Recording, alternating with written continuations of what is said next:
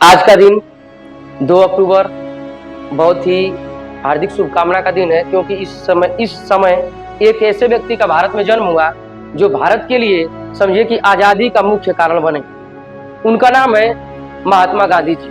आज 2 अक्टूबर महात्मा गांधी के दिवस के रूप में मनाते हैं और हमें उन्हें याद करते हैं। याद करते समय हमें उनकी बातों को ध्यान देना चाहिए। उन्होंने क्या किया था भारत के लिए, क्यों किया था, क्या उनका स्वार्थ था? कोई स्वार्थ नहीं था। आज हम भारत के हर नोट पर गांधी जी को देखते हैं, लेकिन उनके बारे में बहुत कम ही लोगों को पता है। हर विद्यार्थियों को कम से कम ये बात तो पता होना चाहिए, गांधी जी के प्रति मन में कोई द्वेष न पैदा हो जाए, इसलिए गांधी जी के बारे में आपको जानना पड़ेगा। गांधी जी ऐसे व्यक्ति थे जो लंदन से अपनी पढ़ाई किए थे और साउथ अफ्रीका में वो अपनी वकालत की अभ्यास कर रहे थे। 9 जनवरी 1915 को वो भारत आए।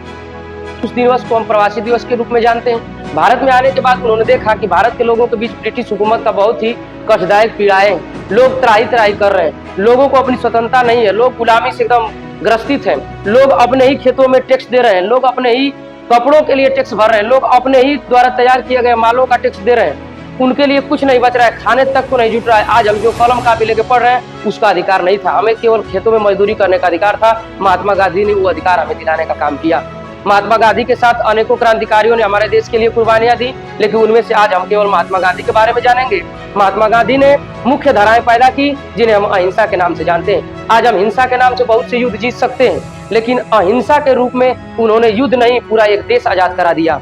आज हम उन्हीं के बारे में देखेंगे। महात्मा गांधी का जन्म 2 अक्टूबर 1869 में जन्मस्थल गुजरात के पोरबंदर नामक जिला में। पिता का नाम करमचंद गांधी और माता का नाम क्या था?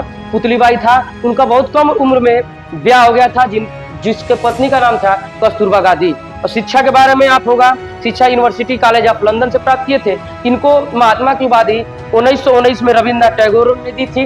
रविन्द्रनाथ टैगोर भी एक बहुत महान व्यक्तित्व के धनी व्यक्ति है, जो बहुत सी किताबें लिखी, बहुत से आंदोलनों में भाग लिए। आज आगे उनके परम शिष्य थे सुभाष चंद्र बोस, जो 6 जुलाई 1924 रंगून रेडियो के माध्यम से उनको राष्ट्रपिता के नाम से संबोधित किया, जिसे हम भी आज प्रेम से राष्ट्रपिता के नाम से जानते हैं। उनकी जो मृत्यु है, मृत्यु से पहले हम जान लेते हैं 1921 में उन्होंने क्या किया था। भारतीय राष्ट्रीय कांग्रेस को ज्वाइन किए थे और राष्ट्रीय कांग्रेस को ज्वाइन करते हुए देश में उन्होंने हर दिलों में बसने का काम किया। उनकी बातें इतनी सत्य होती थी, उनकी बातें इतना शिक्षावान होती थी कि सभी लोगों को, अनपढ़ और शिक्षित दोनों लोगों को प्रभावित कर जाते थे। आप भी ऐसी अपनी वाणी को बनाइए कि आप ऐसी बात को बोलिए कि अनपढ़ को भी अच्छी लगी और शिक्षित को भी अच्छी लगे।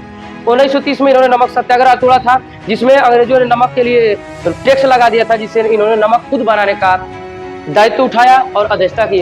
1942 में इन्होंने सबसे बड़ा आंदोलन भारत छोड़ो आंदोलन अंग्रेजों के खिलाफ छेड़ दिया था, जिसके बाद उन्होंने 1947 में देश को आजाद करा लिया। लेकिन एक साजिश के तहत या एक मान लीजिए भूलवश, चाहे जो भी हो, इस फरवरी 1948 को नाथूराम गोडसे के हाथों उनका गोली मार के हत्या कर दिया गया। और इस तरह से हम उन्हें याद रखने के लिए उस दिवस को शहीद दिवस के नाम से जानते हैं। उनको अस्थियों को 12 तटों पर 12 फरवरी 1948 को विसर्जित कर दिया गया, जिनमें से एक सबसे मुख्य है त्रिमोहनी संगम। इस तरह से आप महात्मा गांधी के एक अच्छे व्यक्तित्व को जानते रहिए, महात्मा गांधी बनने का कोशिश करिए, शिक्षा प्राप्त करिए और उनके अच्छे अच्छे फैक्ट्स को जानिए और अपने दिलों में महात्मा गांधी को अमर बनाए रखिए।